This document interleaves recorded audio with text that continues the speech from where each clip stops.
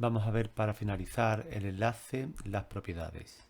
Tenemos los siguientes tipos de sólidos y hablamos de sólidos porque cuando yo bajo la temperatura suficientemente voy a tener siempre una sustancia sólida. Después ya iré subiendo la temperatura y aquel sólido se comportará de una manera o de otra, fundirá a más o menos temperatura, pasará a estado gaseoso al final, etcétera. Y veríamos también cómo el enlace perdura o no en el sólido, en el líquido o en el gas. Vamos a ver los tipos de enlaces que tenemos. Tenemos el enlace iónico, que está formado por cargas positivas y negativas formando una red.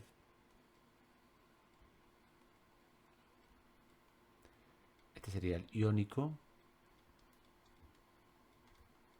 Tenemos el sólido covalente molecular formado por moléculas, por ejemplo el agua, y esas moléculas sufren interacciones, por ejemplo en este caso tipo puentes de hidrógeno, que las mantiene unidas y de ahí tenemos el sólido.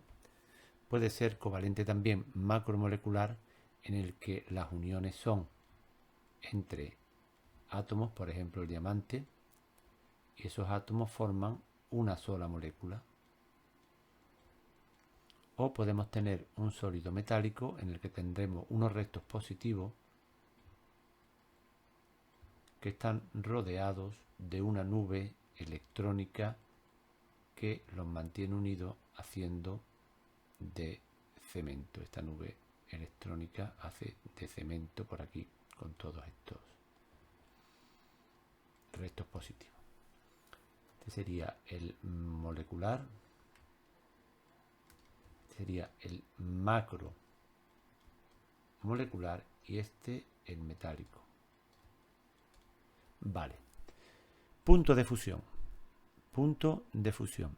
Todos tienen punto de fusión alto porque habría que romper verdaderos enlaces, salvo el molecular, porque en el molecular tan solo tenemos que romper las uniones entre moléculas, es decir, aquí solamente teníamos que romper fuerzas intermoleculares que serían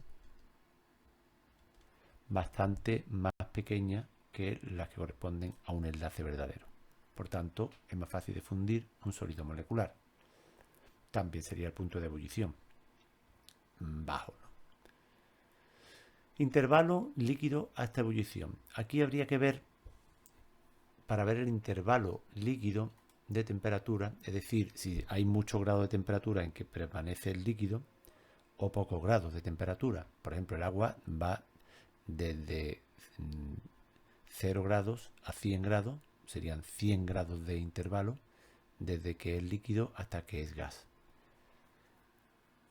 El enlace iónico y el enlace metálico, aunque nosotros fundamos el sólido, va a permanecer el enlace, porque aunque se puedan mover las moléculas, los iones del enlace iónico, aunque puedan desplazarse, mantienen todavía sus fuerzas de atracción.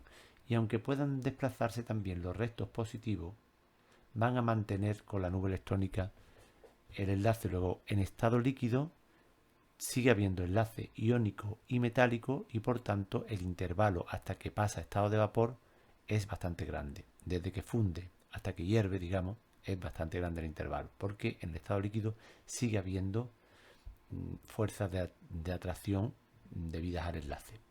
Mientras que en el covalente, tanto molecular como macromolecular, pues el intervalo es pequeño, porque una vez que fundimos el sólido, pues ya hemos roto los enlaces covalentes o las fuerzas intermoleculares, y entonces ya el paso siguiente para la evaporación o para la ebullición es ya pequeño y rápidamente una vez que el líquido, es decir, una vez que se ha formado el líquido, rápidamente en pocos grados más pasaría a estado gaseoso. Solubilidad. La solubilidad va a depender si el disolvente es polar o si el disolvente es apolar. Si el disolvente es polar, pues entonces el iónico puede disolverlo porque tiene cargas que puede atraer. Y al covalente molecular, si la molécula es polar, también la molécula tendría parte positiva y negativa, por tanto podría disolverlo. Mientras que en el macromolecular o el metálico, al no existir cargas que puedan ser atraídas por el disolvente, pues siempre serán insolubles, es decir, un metal no se disuelve, ni el diamante ni las piedras se disuelven en agua, ¿no? Por decirlo de alguna manera. Cuando el disolvente es apolar, ya el iónico se vuelve insoluble porque no hay fuerza de atracción. Y si la molécula es apolar, sí podría disolverla. Sí podría disolverla. Por ejemplo, pues las sustancias que pueden disolverse en petróleo, ¿no? O en aceite, podrían disolverse sustancias no polares con disolventes no polares. Mientras que los covalentes macromoleculares son insolubles. Fijémonos que son siempre insolubles porque la naturaleza de este enlace tan fuerte macromolecular y metálico y el no sufrir interacción con los disolventes hace que no se disuelvan. Conductividad. La conductividad, vamos a decir en principio que los moleculares y los macromoleculares no pueden conducir porque los electrones se encuentran en los enlaces covalentes y un enlace covalente pues no deja que esos electrones puedan moverse libremente. No hay cargas libres que se puedan mover. Mientras que en el iónico, cuando son líquidos, pueden desplazarse estas cargas positivas y negativas, es decir, estos iones pueden desplazarse y puede conducir la corriente, o bien cuando están disueltos porque estas cargas solvatadas, rodeadas del disolvente, también pueden desplazarse. En el caso de los metálicos, conduce tanto en estado sólido como en estado líquido, ya que la nube electrónica puede desplazarse y existe tanto en el estado sólido como en el estado líquido. Y por último, las propiedades mecánicas. En las propiedades mecánicas podemos decir que son muy duros los macromoleculares porque para romper un sólido macromolecular hay que romper una gran multitud de enlaces covalentes. Eso le da una extremada dureza.